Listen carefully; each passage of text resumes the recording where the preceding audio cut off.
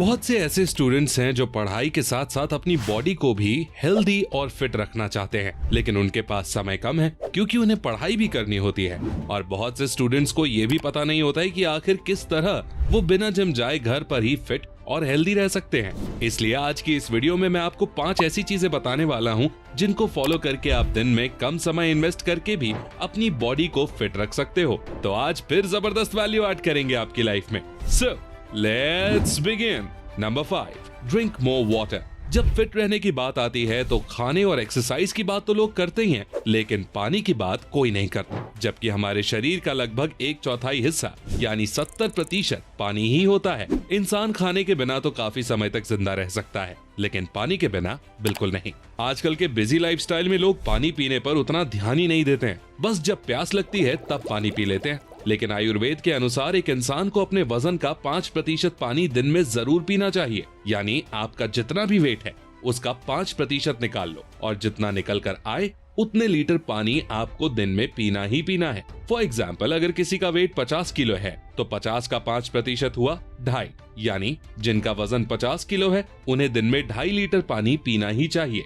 पानी क्या करता है? यह हमारे शरीर के टेम्परेचर को रेगुलेट करता है, हमारी हड्डियों और जॉइंट्स को लुब्रिकेट करता है और सबसे इम्पोर्टेंट, शरीर का जितना भी वेस्ट होता है उसको किडनीज के जरिए बाहर निकालता है। तो अगर आप पानी नहीं पियोगे तो आपके शरीर में गंदगी बढ़ जाएगी। इसलिए अगर घर पर ही फिट रहना है तो पानी पर्याप्त मात्रा में पीते रहिए।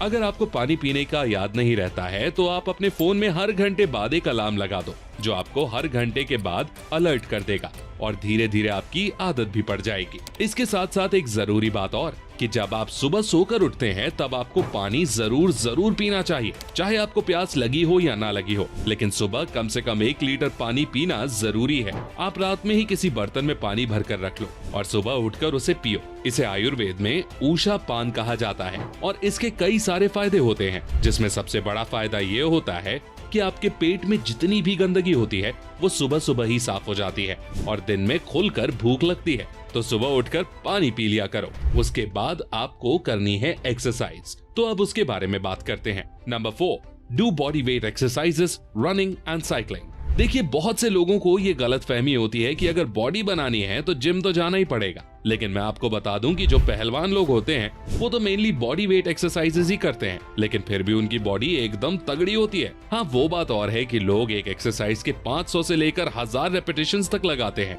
लेकिन अगर आप उन एक्सरसाइजेस के 50 से 100 रेपिटेशंस भी लगा लेते हो तो आपकी पूरी बॉडी की अच्छी खासी एक्सरसाइज हो जाएगी और आपकी बॉडी स्ट्रॉन्ग और फिट रहेगी। तो आइए एक एक करके उन एक्सरसाइजेस के बारे में जानते हैं। पहली, बैठक यानी स्क्वाट्स। देखिए, आपके जो पैर होते हैं ना वो आपके शरीर का आधा हिस्सा होते हैं और इसलिए अगर आपको फिट रहना है तो अपने पैरों की एक्सरसाइज करना बहुत जरूरी हो जाता है और पैरों के लिए सबसे बेस्ट एक्सरसाइज है स्क्वाट्स। अगर आपने पहले कभी स्क्वाट्स नहीं किए हैं तो 20 रेप्स के 3 सेट्स के साथ शुरुआत कर सकते हैं और फिर धीरे धीरे बढ़ाते जाइए। दूसरी एक्सरसाइज, सपाटे। सपाटे का नाम बहुत से लोगों ने पहली बार सुना होगा, लेकिन ये एक बहुत कमाल की एक्सरसाइज है और अखाड़ों में इसे खूब किया जाता है।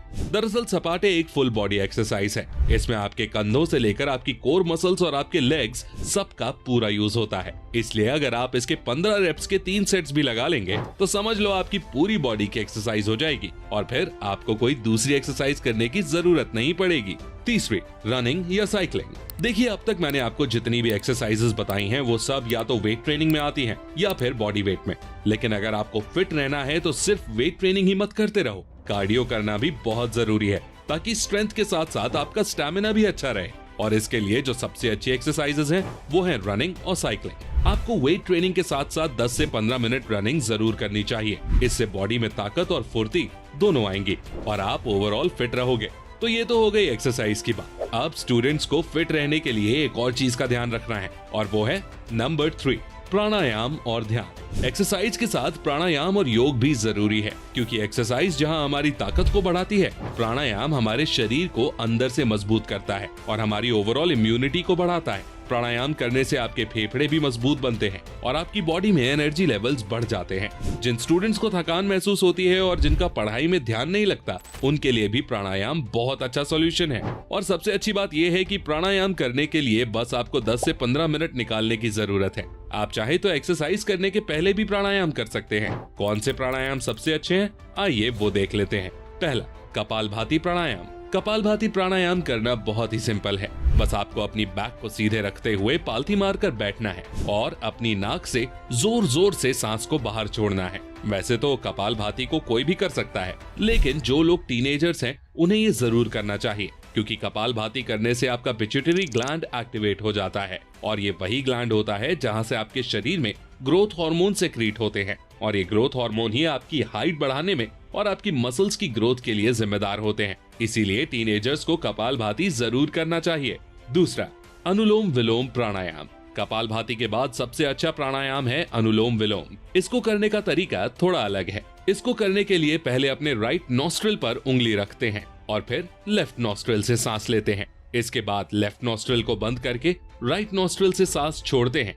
इसी साइकिल को 10 से 15 बार रिपीट करना होता है। अनुलोम विलोम करने के कई फायदे होते हैं, जैसे इसे करने से दिमाग शांत रहता है, कंसंट्रेशन लेवल बढ़ता है, फेफड़ों की सफाई हो जाती है, वात, पित्त और कफ बैलेंस्ड रहते हैं। तो दिन में थोड़ा सा समय निकालकर ये दोनों प्राणायाम जरूर करें। प्राणायाम के साथ साथ ध्यान भी बहुत जरूरी है, क्योंकि किसी भी इंसान को तब तक फिट नहीं कहा जा सकता जब तक वो दिमाग से फिट ना हो, और दिमाग को फिट रखने के लिए सबसे अच्छी एक्सरसाइज है ध्यान करना। इसलिए प्राणायाम करने के बाद 10 से 15 मिनट मेडिटेशन जरूर करें। नंबर 1, घर का बना खाओ, बाहर का खाना छोड़ दो।